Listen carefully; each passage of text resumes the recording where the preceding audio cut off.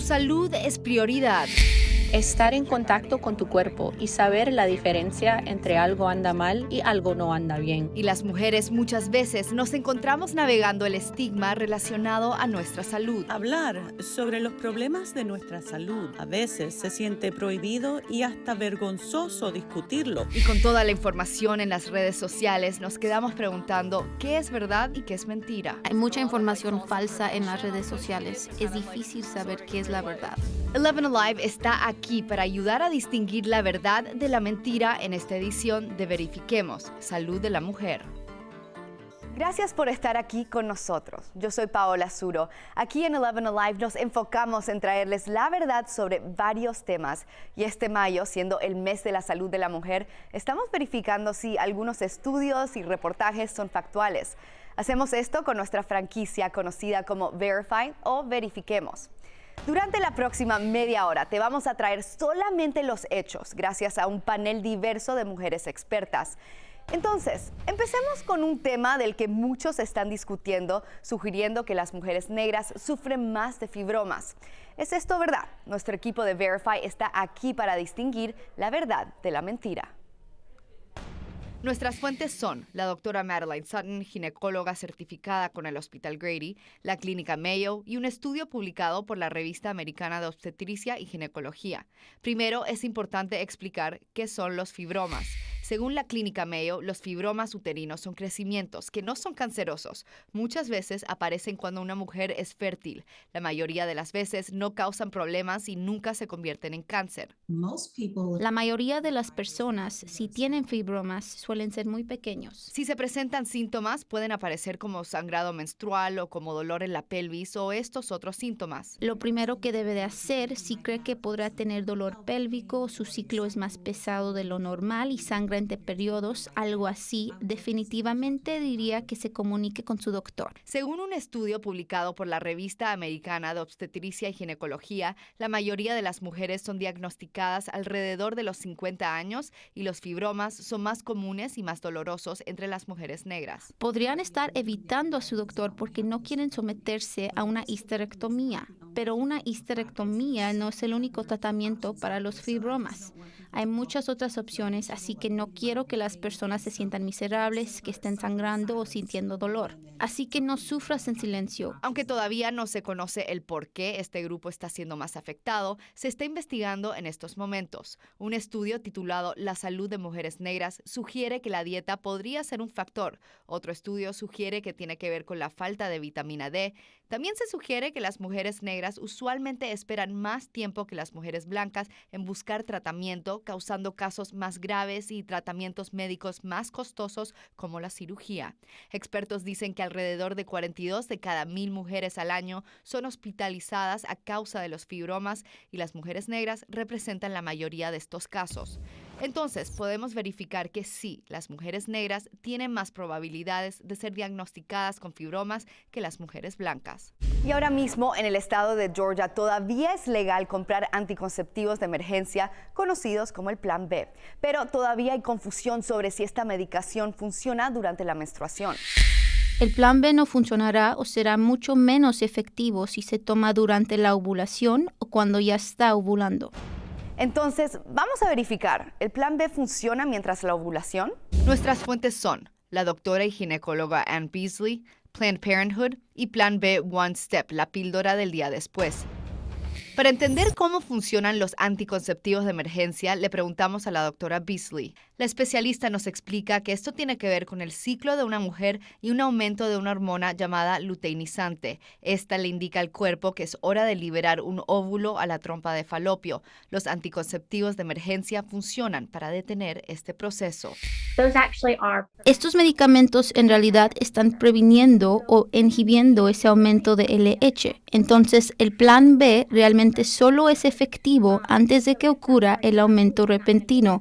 Entonces, si eso ya sucedió, no será efectivo en esa situación. El sitio web de Plan B One Step dice algo similar. Tomar lo que se considera una píldora del día después funciona para retrasar temporalmente la ovulación de una mujer.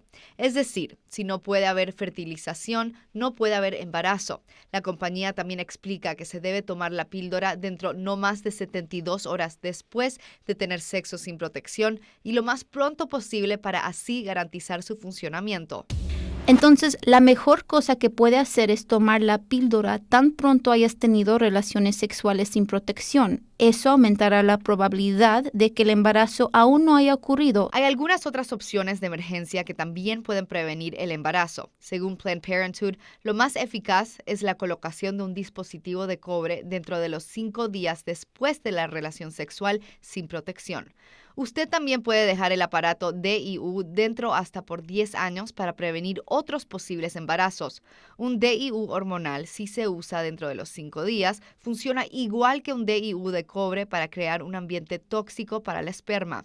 Las dos opciones requieren la inserción por parte de un médico o enfermera.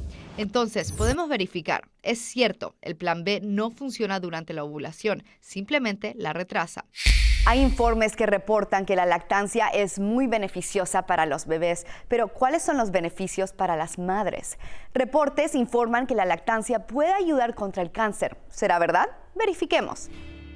Si eres madre primeriza, puede que hayas escuchado que la leche materna es descrita como superalimento o superfood en inglés para los bebés. Pero, ¿es verdad que la lactancia también puede ayudar a bajar el riesgo de cáncer de mama? Vamos a verificar. Nuestras fuentes son la doctora Karen Knudsen con la Sociedad Americana contra el Cáncer, la enfermera Lori Plummer con el Hospital Piedmont y los Centros de Control y Prevención de Enfermedades. La lactancia sí baja el riesgo del cáncer de mama. Resulta que hay muchos reportes demostrando que la lactancia reduce el riesgo de ciertos tipos de cánceres, incluyendo el de mama. Y aunque todavía no se sabe el periodo de tiempo por la que una madre tiene que lactar para recibir el beneficio, expertos dicen que mientras más tiempo lactes a tu hijo, reduce el riesgo de tener cáncer de mama. Hay varios estudios que han demostrado que por cada 12 meses que una mujer lacta, el riesgo de cáncer de mama baja 4%. Eso puede significar 12 meses consecutivos de lactancia con un hijo o varios. Y el beneficio puede ser hasta más grande en algunos casos más agresivos de cáncer de mama. Algunos estudios han demostrado una reducción del riesgo de cáncer de mama de hasta 20% para casos más agresivos, incluyendo el cáncer de mama triple negativo. Entonces, ¿cómo funciona? Los estudios muestran que tiene que ver con los cambios hormonales que ocurren con la lactancia. Últimamente, ese proceso reduce el número de ciertas hormonas a las que una mujer es expuesta durante su vida, muchas de las cuales están relacionadas con un riesgo alto de cáncer de mama y cáncer de ovario. Los reportes también muestran que la pérdida del tejido mamario durante la lactancia también tiene que ver. Durante el proceso de la lactancia, puede que pierdas células que habían empezado a convertirse en cáncer. Entonces, podrías estar perdiendo células precancerosas. Entonces sí, podemos verificar que la lactancia no solo beneficia a los bebés, también ayuda a bajar el riesgo de cáncer de mama. Y mientras más tiempo lactes, más protección podrías tener. Y aunque la lactancia ayuda a reducir el riesgo del cáncer de mama y el cáncer de ovario, expertos dicen que también es críticamente importante mantenerse físicamente activo y reducir el consumo del alcohol y cigarrillos para también ayudar a bajar ese riesgo. Según los Centros para el Control y la Prevención de Enfermedades, alrededor de 264,000 mujeres son diagnosticadas con cáncer de mama cada año. Algunos reportajes sugieren que puede haber una conexión entre las pastillas anticonceptivas y este tipo de cáncer. ¿Es esto verdad? Verifiquemos. ¿Habrá conexión entre las pastillas anticonceptivas y el cáncer de mama? Vamos a verificar. Nuestras fuentes son la doctora Sujata Reddy y la organización Susan G. Komen. Hay muchas teorías de que el estrógeno en realidad promueve o permite que las células de cáncer crezcan más rápido. La doctora Reddy dice que hay varios estudios que han mostrado la conexión entre los dos. Creo que la mayoría de los doctores han aceptado que sí hay riesgo, que si tomas hormonas puede que te dé cáncer de mama en el futuro. Sin embargo, tienes que pensar si prefieres el riesgo de caer embarazada. De acuerdo a la organización Susan G. Komen, estudios han mostrado que al tomar pastillas anticonceptivas, el riesgo de cáncer de mama aumenta entre 20 a 30% comparado a las mujeres que nunca han tomado la pastilla. Pero como explica la doctora Reddy, también importa la edad que tienes al tomar el medicamento y la duración por la que lo tomas. Si tomas pastillas y eres joven, el riesgo no es tan grande porque el riesgo de contraer cáncer de mama cuando eres joven no es tan alto. Y el riesgo también disminuye con el paso del tiempo cuando dejas de tomar la pastilla. La fundación de Susan G. Komen dice que cuando las mujeres dejan de tomar las pastillas anticonceptivas, el riesgo de contraer cáncer de mama empieza a disminuir y añade que después de 5 años el riesgo de contraer el cáncer es parecido a las mujeres que nunca han tomado la pastilla. Pero la doctora Reddy dice que también es importante reconocer los beneficios de tomar el medicamento. Sabemos desde hace muchos años que las píldoras anticonceptivos o los dispositivos intrauterinos parecen disminuir el riesgo de contraer cáncer de ovario y cáncer de útero. Esos dos también son cánceres que hay que reconocer. Entonces podemos verificar que sí, hay una conexión entre las pastillas anticonceptivas y el cáncer de mama, pero también hay que reconocer que el medicamento disminuye el riesgo de embarazo y de contraer otros cánceres. Y en estos momentos existen preocupaciones sobre los ingredientes en algunas marcas de tampones.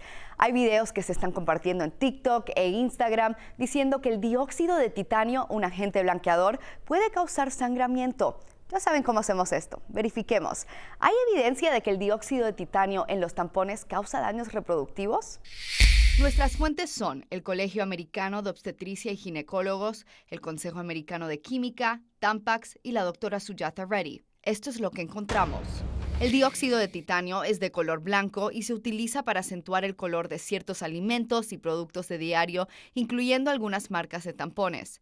Según Tampax, uno de los principales fabricantes de tampones, el ingrediente se usa para hacer que el hilo en el producto se vea más blanco. El Consejo Americano de Química observó los estudios hechos en ratas. En esos estudios, los animales inhalaron el dióxido de titanio y algunos desarrollaron tumores cancerosos en los pulmones. Pero los humanos no son expuestos a la química en los tampones de la misma manera. Según la Agencia Internacional para la Investigación del Cáncer, estudios hechos con los trabajadores de esta industria no sugieren una asociación entre la exposición del dióxido de titanio y un riesgo grande de cáncer en los humanos. Entonces, podemos verificar, no hay evidencia de que el dióxido de titanio en los tampones cause daño reproductivo. Puedes confiar en 11 Alive para traerte solo los hechos. Si hay algo que ves en línea que quieres que verifiquemos, envíanos un correo electrónico 11alive.com. Yo soy Paola Suro. Gracias por sintonizar y feliz mes de la salud de la mujer.